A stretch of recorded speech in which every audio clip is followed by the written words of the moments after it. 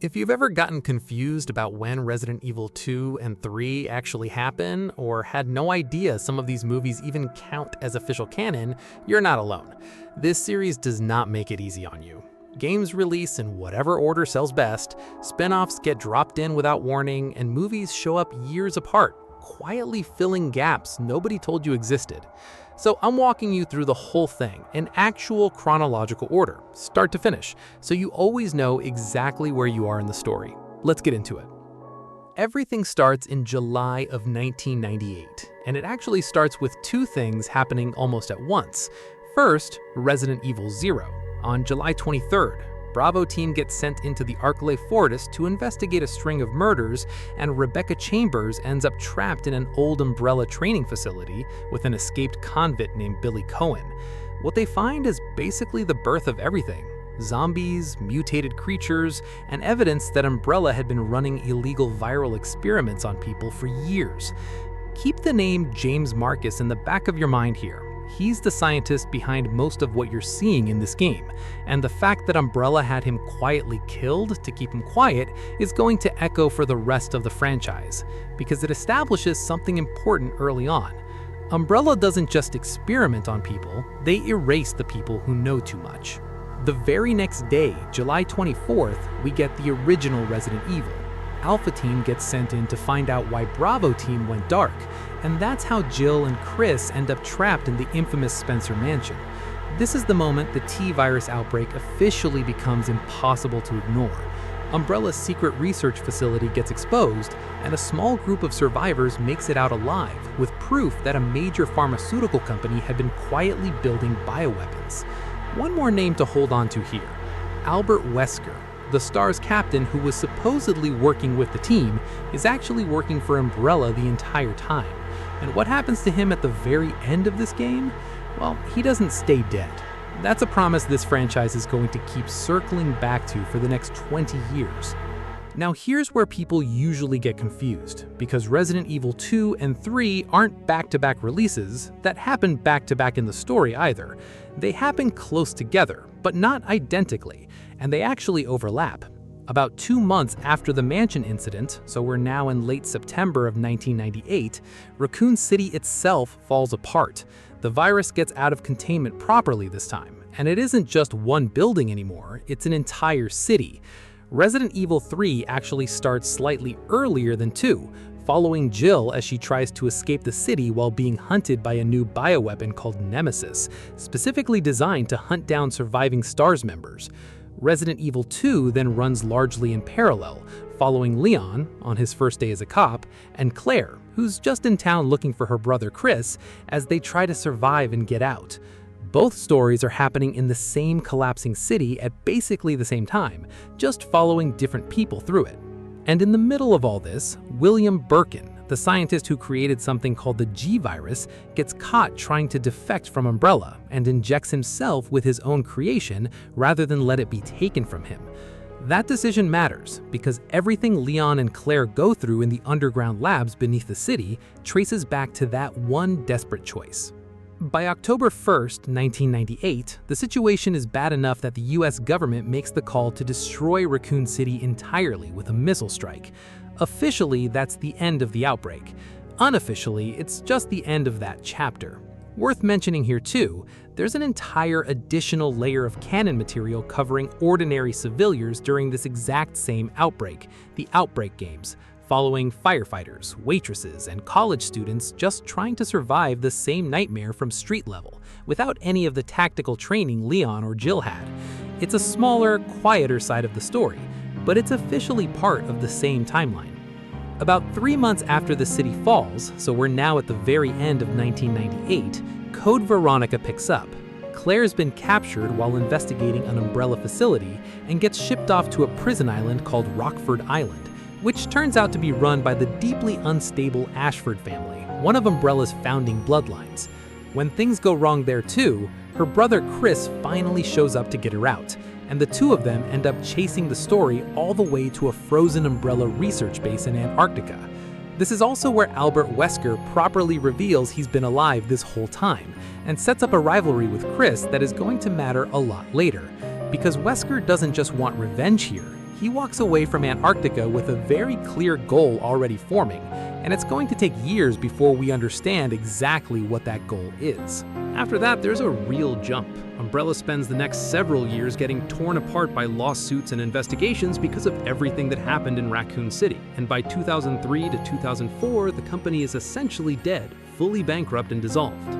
During this exact collapse window, there's also a rail shooter side story, the Umbrella Chronicles and Darkside Chronicles material, that documents Chris and Jill's direct involvement in helping finish Umbrella off for good, along with a mission where Leon investigates a separate viral outbreak years before Spain.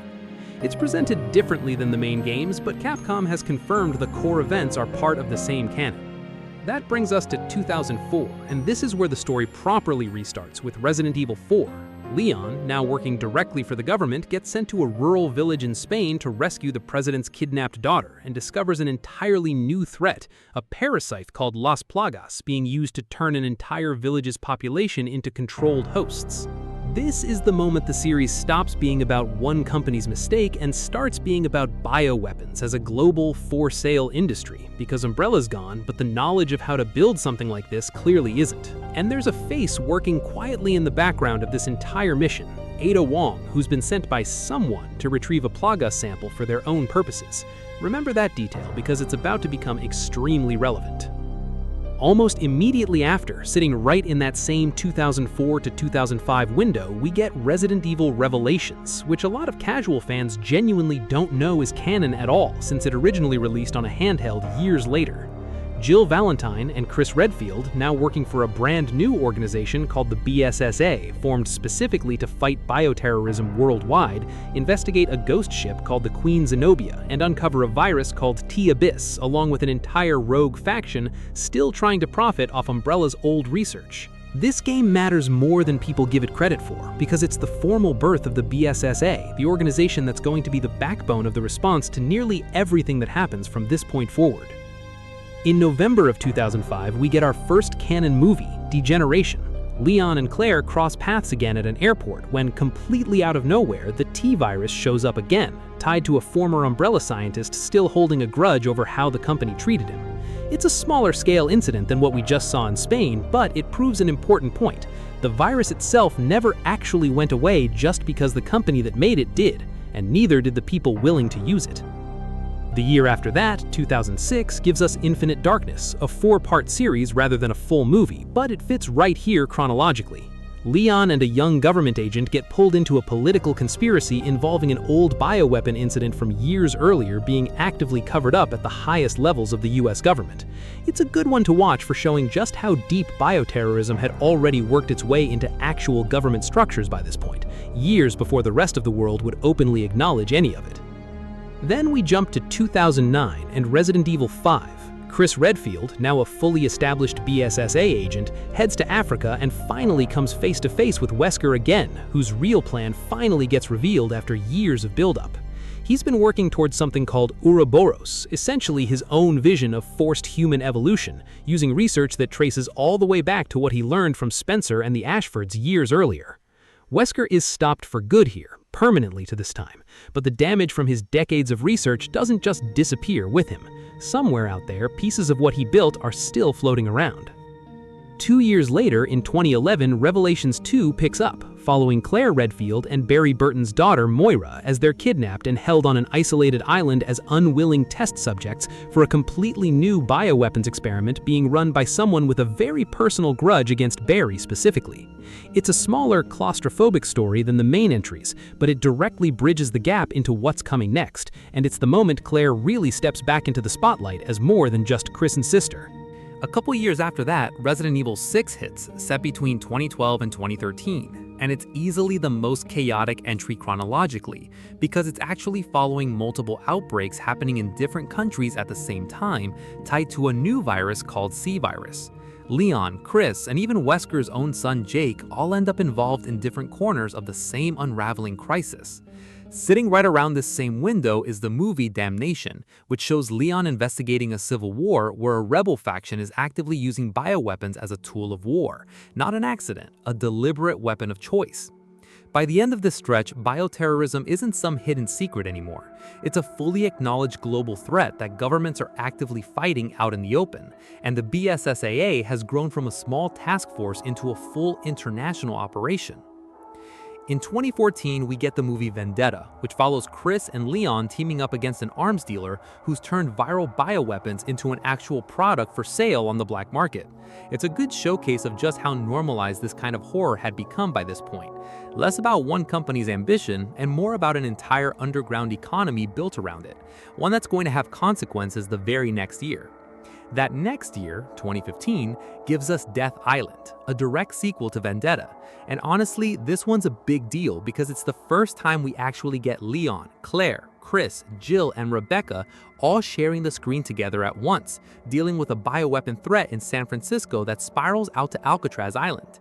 It makes it clear these aren't just isolated incidents happening to isolated people anymore. It's one continuous world, and the same old dangers keep resurfacing no matter how much time passes, no matter how many of them get shut down. Then the series does something it hadn't really done in years. It gets small and personal again. Resident Evil 7 takes place in 2017, and it drops you into a rundown house in Louisiana with a deeply disturbed family. At first, it feels totally disconnected from Umbrella, from Wesker, or from any of that global conspiracy stuff we just walked through. But it turns out a mysterious organization operating quietly this entire time, called the Connections, had a hand in this family's nightmare long before Ethan Winters ever showed up looking for his wife. And that name, the Connections, is worth remembering, because it's about to become the most important thread in the entire modern era of this franchise. 4 years later in 2021, Resident Evil 8, or Village, picks up with Ethan again, except his own body isn't fully human anymore by this point, and his infant daughter becomes the target of a woman named Mother Miranda, who spent decades trying to resurrect her own dead daughter using biological material that only an organization like the Connections could have supplied her. Which finally brings us to now, Resident Evil Requiem, and the reveal that the Connections had actually been embedded in all of this since before Umbrella even collapsed back in the 90s. Not some new threat that appeared out of nowhere. The same threat, wearing a different face, patient enough to wait decades for the right opportunity, and quietly involved in almost every single major event we just walked through, whether we realized that at the time or not. So if you're new to the series, that's the actual order everything happens in. Not release order, not confusing subtitle order, just the real timeline, start to finish. 0 and 1 in July of '98, then 3 and 2 overlapping about 2 months later, then Veronica right after that. A jump to 4 in Revelations, both around 2004 to 2005, Degeneration in 2005, Infinite Darkness in 2006, 5 in 2009, Revelations 2 in 2011, 6 and Damnation around 2012 to 2013, Vendetta in 2014, Death Island in 2015, 7 in 2017, 8 in 2021, and finally Requiem bringing us to where we are today. And if you're wondering why this all matters, why we bothered tracing every single handoff instead of just telling you the games are good and leaving it there, it's because the entire franchise is really just one long argument about consequences. Umbrella collapses, but the knowledge doesn't. New players step in every single time the old ones fall, whether it's a random scientist with a grudge, an arms dealer, or an entire shadow organization patient enough to wait decades for the right opportunity. Every game and every movie on this list is really just the next chapter of that same idea playing out in a different location with different faces attached to it. And once you see the pattern, you start noticing it was there the entire time, hiding in details that seemed unimportant the first time around. If there's a specific stretch of this you want me to go deeper on, the Umbrella collapse years, the full history of the Connections, or exactly how Requiem ties everything together, let me know and I'll break that one down properly on its own.